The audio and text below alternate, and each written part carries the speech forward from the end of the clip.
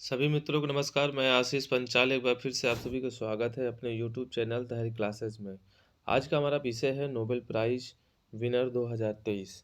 आपको पता होना चाहिए कि नोबेल प्राइज़ जो है अंतर्राष्ट्रीय स्तर पर सबसे बड़ा पुरस्कार है और यहाँ से क्वेश्चन जरूर हमारे एग्जाम में पूछा जाता है। तो इसी संदर्भ पे आज हम लोग बात करेंगे, इसी अवार्ड के बारे में बात करेंगे। चलते हैं। सबसे पहले अवार्ड हम देखते हैं फिजिक्स के क्षेत्र में इस बार 2023 में किसे दिया गया नोबेल पुरस्कार। आपको पता होना चाहिए कि किसी भी एक क्षेत्र में जो नोबेल पुरस्कार दिया जाता है वो 3 से अधिक व्यक्तियों को नहीं दिया जाता। तो ये 3 व्यक्ति हैं जो फिजिक्स के क्षेत्र में जो है नोबेल पुरस्कार इनको प्राप्त हुआ है। सबसे पहले हम बात करेंगे इनकी, पीरे अगोस्टनी जो अमेरिका के हैं, इनको। दूसरे नंबर में आपको हैं फ्रैंक क्रॉस जो जर्मनी के हैं, और इसके बाद आपको बात करेंगे एल होलियर जो स्वीडन के हैं। आपको पता होना चाहिए तीनों व्यक्ति एक साथ किसी एक ही शोध के लिए इनको दिया गया है। और वो क्या शोध किया है इन्होंने, तो परमाणुओं में इलेक्ट्रॉन के शोध के करने के लिए इन्हें ये अवार्ड दिया गया है। किसके लिए? परमाणुओं में इलेक्ट्रॉन के साथ शोध करने के लिए इन्हें दिया गया है। तो ये तीनों व्यक्तियों को एक साथ किसी एक ही शोध के लिए दिया गया है। तो ये फिजिक्स के क्षेत्र में 3 व्यक्तियों को इस वर्ष प्रदान किया गया है। चलते हैं आगे। अगला देखेंगे हम रसायन के क्षेत्र में। आपको पता होना चाहिए कि रसायन के क्षेत्र में किसे इस बार नोबेल पुरस्कार मिला है।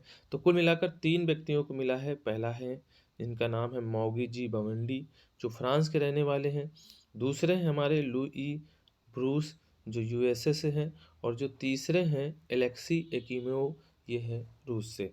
आपको पता होना चाहिए कि तीनों व्यक्तियों को एक साथ दिया गया किसी एक शोध के लिए। और आपको पता है उन्होंने शोध किया है क्वांटम डॉट्स की खोज और संश्लेषण के लिए इन्हें इस वर्ष 2030 का रसायन के क्षेत्र में दिया गया नोबेल पुरस्कार है। ठीक है, तो याद करते चाहिए क्योंकि बहुत नाम कठिन होते हैं।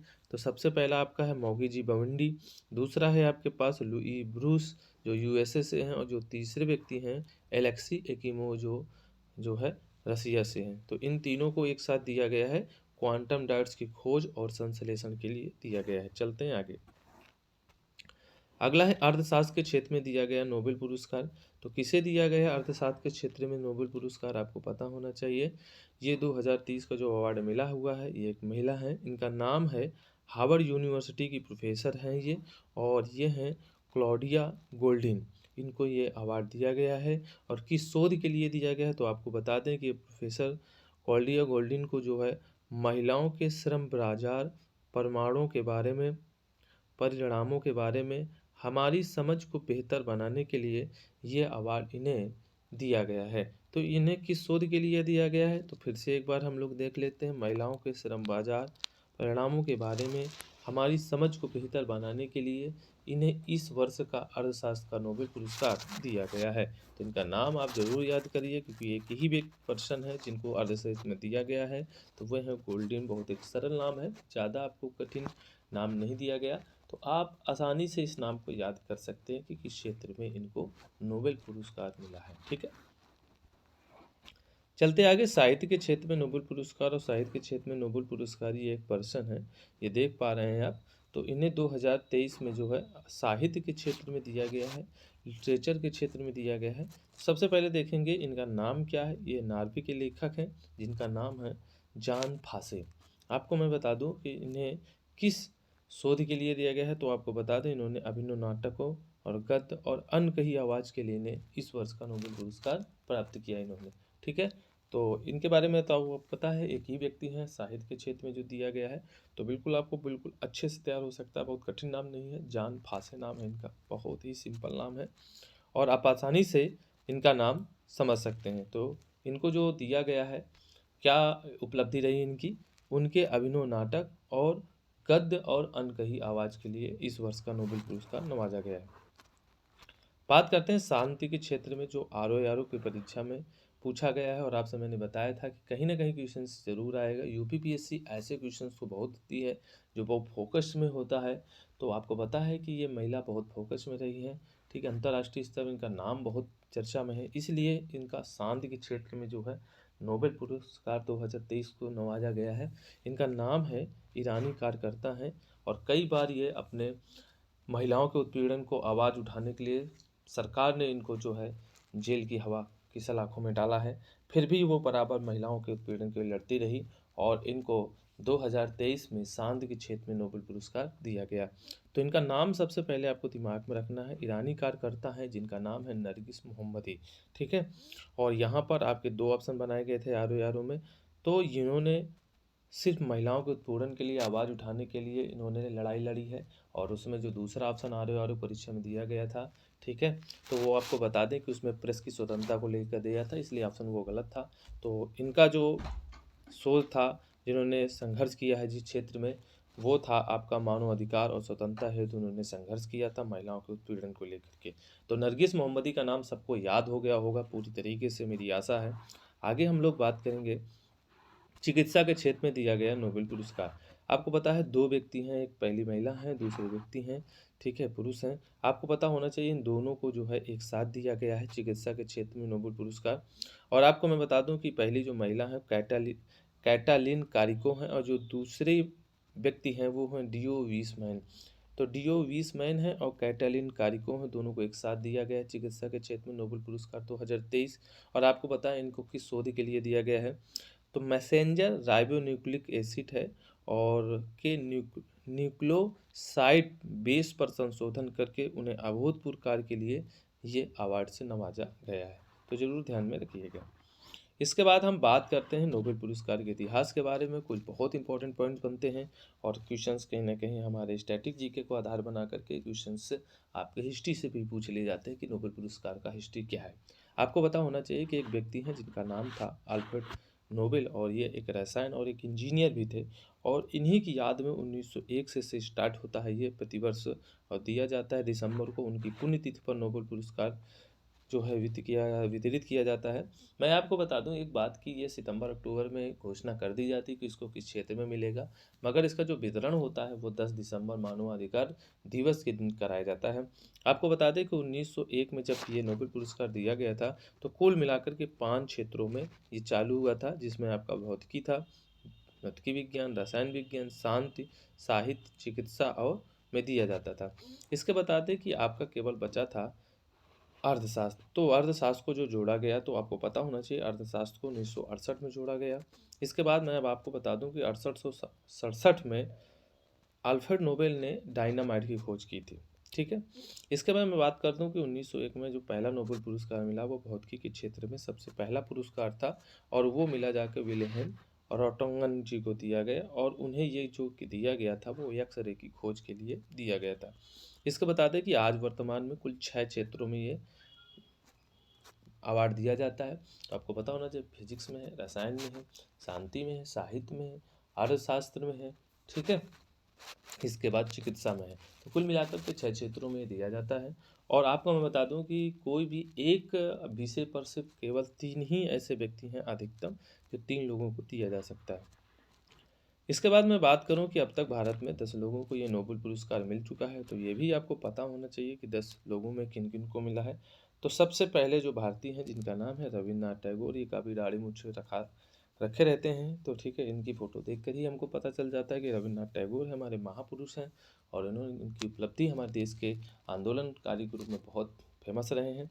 आपको पता है 10 लोग हैं कुल मिलाकर के, आपसे 10 भी पूछ सकता है कि कितने व्यक्तियों को मिला, 10 लोगों को मिला है। तो कहीं कहीं लोग 9 बताते हैं, मगर हम आपको बताते हैं कि टोटल 10 लोगों को मिला है। आपको बता दें कि ये रविन्द्रनाथ टैगोर है, और पुरुषों की श्रेणी में सबसे पहला उन्होंने नोबेल पुरस्कार प्राप्त किया है, और ये इनको मिला है 1913 में। सबसे पहले सन याद करते और पहले भारतीय हैं सम्मान। आपको बताएं इनकी गीतांजलि पर अंग्रेजी पे अनुवाद करने के लिए इन्हें दिया गया रविन्द्रनाथ टैगोर को 1913 में। पहला उन्होंने नोबेल पुरस्कार साहित्य के क्षेत्र में उपलब्धि हासिल के लिए, तो भारत में जो पहला नोबेल पुरस्कार मिला है वो साहित्य के क्षेत्र में 1913 मिला है। इसके बाद ये व्यक्ति जो देख पा रहे हैं, इनका नाम है सर चंद्रशेखर वेंकट रमन, और इनको रमन प्रभाव के नाम से भी जाना जाता है। और ये रमन प्रभाव की खोज करने के लिए इन्हें ये दिया गया 1930 में दिया गया था बेटा, ये सबसे पहले आपको याद रखिए। और रमन प्रभाव की खोज करने के लिए इनको दिया गया है, तो ये भी आपको याद रखना चाहिए। और जिसको कहते हैं प्रकाश का प्रकीर्णन की व्याख्या करने में इन्हें ये ईश्वर का नोबेल पुरस्कार 2030 में दिया गया था। इसके बाद आपको मैं बात करूं कि ये व्यक्ति हैं, ठीक है, ये व्यक्ति देखो कौन है, इनका नाम है जेनेटिक कोड की व्याख्या की इन्होंने। और जेनेटिक शब्द आ जाए तो जान जाओ कि चिकित्सा से संबंधित है। इन्होंने जेनेटिक कोड की स्थापना की और प्रोटीन संश्लेषण में कार्य के लिए इन्हें दिया गया, जिनका नाम था हरगोविंद खुराना जी, और इन्हें यह नोबेल पुरस्कार दिया गया और इन्हें दिया गया है 1968 में। ठीक है, इसके मैं बात करूं, ये महिला खिलखिलाती हस्ती और दुनिया में इनका नाम आज भी बहुत फेमस है। ये महिला जिन्होंने अपना जीवन सभी गरीबी लोगों के ऊपर जो है निछावर किया है, और ये महिला का नाम है मदर टेरेसा। आपको पता होना चाहिए कि अगर महिला के रूप में किसी को नोबेल पुरस्कार मिला है पहली बार, तो वो मिला है जाकर मदर टेरेसा को। और मदर टेरेसा का वास्तव में जन्म जो हुआ था वो मैसेडोनिया में हुआ था। मैसेडोनिया गणराज्य से संबंधित थी, और एक भारत में आने के बाद इनको सांद्र के क्षेत्र में उन्होंने उपलब्ध हासिल की। इसे सांद्र के क्षेत्र में इनको जो है 1989 मतलब 79 में मिला है। 1979 याद रखना है, इसमें इनको मिला है। इसके बाद आपको मैं बता दूं कि इनको किस क्षेत्र में मिला है, तो सबसे पहले इनको पता होना चाहिए शांति के क्षेत्र में दिया गया है। इसके बाद अगले व्यक्ति की बात करूंगा मैं। अगले व्यक्ति कौन है, तो अगले व्यक्ति जो हैं जिनका नाम आपको मैं बता दूं कि ये हैं व्यक्ति जिनका नाम है सुब्रमण्यम चंद्रशेखर।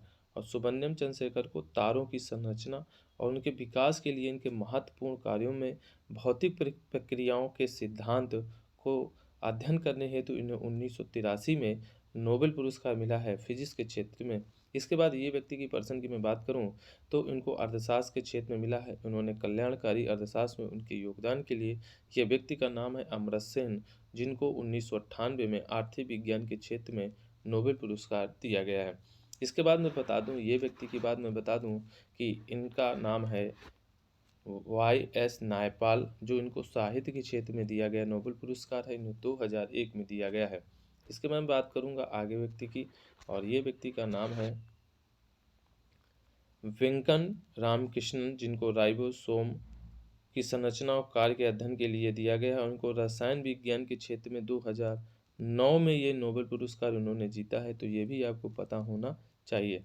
इसके मैं बात आगे करूंगा कैलाश सत्यार्थी जी की। और कैलाश सत्यार्थी जी का जन्म मध्य प्रदेश में हुआ है। इन्होंने बच्चों के युवाओं के दमन और उनके खिलाफ संघर्ष में सभी बच्चों को उन्होंने कहा है कि शिक्षा का अधिकार बहुत जरूरी। इसी के खिलाफ इनको जो है शांति के क्षेत्र में 2014 में नोबेल पुरस्कार जीता इन्होंने। ठीक है, इसके मैं बात इन व्यक्ति की करूं जिनका नाम है अभिजीत बनर्जी, और इनको 2019 में ये अवार्ड नवाजा गया था अर्थशास्त्र के क्षेत्र में। और ये थे, और इनकी एक वाइफ थी और एक व्यक्ति और थे, तीनों को एक साथ ये अवार्ड दिया गया था। मैं आपको बता दूं कि इनको जो अवार्ड दिया गया था वो 2019 में दिया गया था, तो ये भी आपको बहुत ज़रूरी है, याद करना बहुत ज़रूरी है। और अर्थशास्त्र के क्षेत्र में 3 लोगों को एक साथ दिया गया था। ठीक है, और आपको बताते ये तो भारतीय मूल के थे अभिजीत बनर्जी, और 2019 के बाद अब तक किसी को नोबेल पुरस्कार 2023 नहीं दिया गया। 2023 में किसी को नहीं दिया गया, और अभी 2019 के बाद तक अभी 2023 तक नहीं दिया गया। आगे देखो 24 में क्या होता है, किसको मिलता है या नहीं मिलता, वो बात आगे की जाएगी। तो आपको पता है सबसे अंतिम में था 2019 में ही मिला, इसके बाद नहीं मिला। और इन्हें अर्थशास्त्र के क्षेत्र में मिला ये पुरस्कार। फ्रांस की एस्थर डुप्लो इनकी एक पत्नी थी, और अमेरिका के माइकल क्रेमर थे, जिनको संयुक्त रूप से तीनों लोगों का नाम दिया गया अर्थशास्त्र के क्षेत्र में। और इन्होंने वैश्विक स्तर में गरीबी उन्मूलन के लिए किए गए कामों के लिए इनको दिया गया। तो इस प्रकार से ये आज का जो नोबेल पुरस्कार था वो कंप्लीट होता है बच्चों। ठीक है, नोबेल पुरस्कार कंप्लीट होता है। तो आप लोगों को आशा है कि आप लोग पूरी तरीके से चीज़ों को समझ पाए होंगे। नोबेल पुरस्कार इम्पोर्टेंट बहुत है आपके लिए, इसलिए मैं नोबेल पुरस्कार आपको बहुत बेहतर तरीके से समझा चुका हूँ। तो इसी तरह हमारे आगे ऐसे ही टॉपिक पर हम वीडियो बनाते रहेंगे, और हमारा सपोर्ट करते रहिए। वीडियो को लाइक ज़रूर करिए, सब्सक्राइब करिए, वीडियो को शेयर ज़रूर करते रहिए, अपने दोस्त यारों से बताते रहिए कि वीडियो में बहुत अच्छा कंटेंट के साथ आपको मिल रहा है। तो आप चीज़ों को रिवाइज कर सकते हैं, परीक्षा के समय रिवाइज कर सकते हैं, बहुत अच्छा रहेगा आपके लिए। नोट्स बना सकते हैं, नोट्स प्रिपरेशन कर सकते हैं, क्योंकि नोट्स जितना रिवाइज करेंगे उतना ही बेहतर होगा आपके लिए। तो चलते हैं, मिलते हैं अगले नेक्स्ट वीडियो में नए टॉपिक के साथ। थैंक यू सो मच, धन्यवाद, जय हिंद, जय भारत।